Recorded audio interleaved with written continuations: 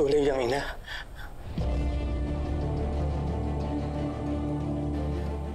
Kilala mo ang tunay na nanay ni Princess. Malamang. Kilalang kilala. At kilala mo din siya. Naalala ko po yung nasabi sa akin ni Ma'am Charlene. Sabay daw po silang nanganak sa loob ng kulungan ng Miss Divina. Divina! Lilani! Nandito kami! Asa niyo? Pascual! Tulong! Ha? Pascual, nandito kami! Nandito kami! Hindi kami kasama! Charlene lang naman ang kasama mong nanganak sa kulungan.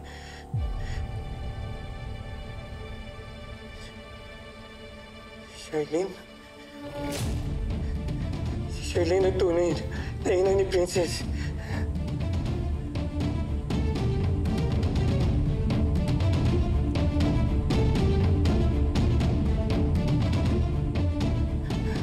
Kaya pala, ganun sila kalapit sa isa't isa. Sila ang tunay na mag-ina. Mapaitin ba ang amo? Sobra po, tay. Saya ko nga po na parang anak na rin turing niya sa akin eh. Parang nanay ko na rin po siya. Good news po. We found a perfect match. Miss Cristobal is a perfect match for Princess. She is our blood donor. Paano nangyari ito? Paano napunta sa'yo ang anak ni Charlene? Dahil matalino ako. Dahil gusto kong lumaki sa yaman ang tunay kong anak. Ano yung ginagawa mo? Pinagpapalit mo ang baby ninyo? Huwag kang magulo. Ibalik mo yung baby ni Charlene, Divina. Tinagaw ni Charlene. Si Raymond at ang future ko. Ito na yung ganti ko. Kukunin ko yung anak nila. Mabubuhay siyang kikilalanin at mamahalin ng maling bata. Pinagpalit mo ang mga anak niyo. Si Libby ang totoo mong anak, kaya kinakampihan mo siya. Gets mo na. In fairness, matalas ka pa rin, Sir Pascual. Very good. Alam din ni Leilani itong mga nangyari ito dahil siya ang nagpanak sa inyong dalawa eh.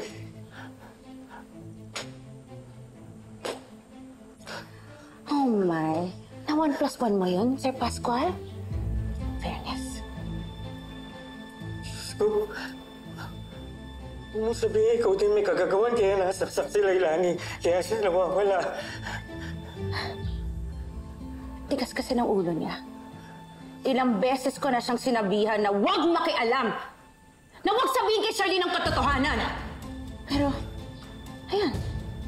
Nagpumilit eh. Si Libby, si Princess, may kasalanan akong nagawa. Ubus na yung pasensya ko sa'yo! Wala ka nang matatakbuhan! Ayoko nang tumakbo! Mamamatay tao ka lang!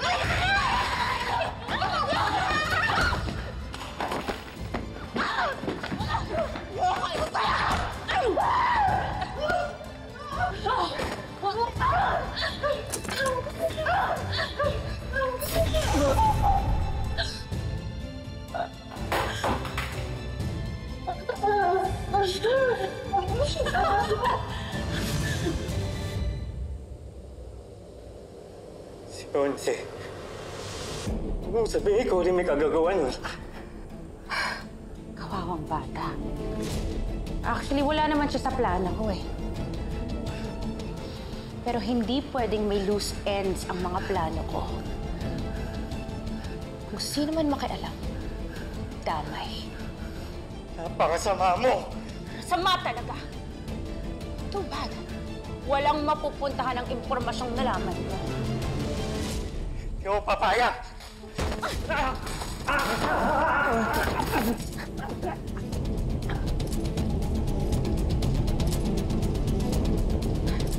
Wala ka nang magagawa, Dado.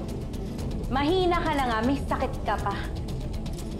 Ang tagal niya dito na makilala ang tatay niyo. Hindi ko magkakita sa kanya yung totoo. Ha? Eh, paano mangyayari yun? Paano kung ma-stress ka?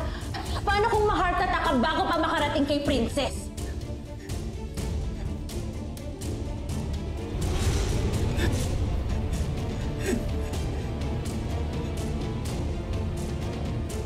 Ano yung gagawin niyo?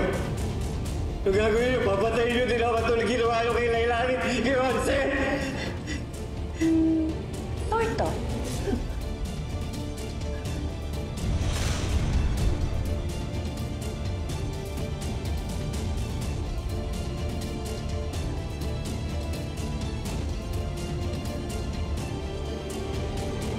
Justin, salamat ah. Kala ko talaga hindi ka na darating kanina eh. Pasensya ka na, medyo natagalan lang. Hirap kasing i-download ng footage ng CCTV. Basta, salamat. Kala ko talaga magtatagumpay na naman si Libby sa mga plano niya eh. Masobra na talaga yun. Hindi talaga ako papayag ng mga pikapanan. Kailangan masabi ko to kay tatay. Alam niya rin kasi tungkol sa project natin kay Miss Allison at mas lalong alam niya na gusto ko rin maging negosyante. Ay, pahiram na lang kita ng phone muna. Sige.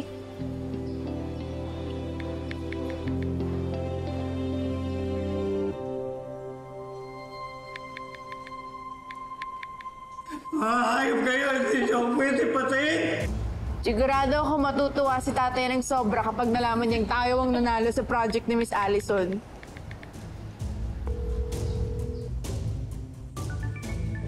Kunin mo yung phone.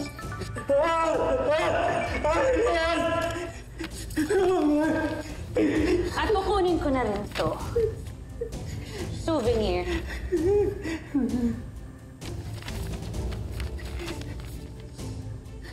Hindi niyo ako pwede patayin! Hindi kayo makaligtas sa batas! Bakit naman kita papatayin? So, kailangan gawin yun kung kusa ka naman pwedeng mamatay.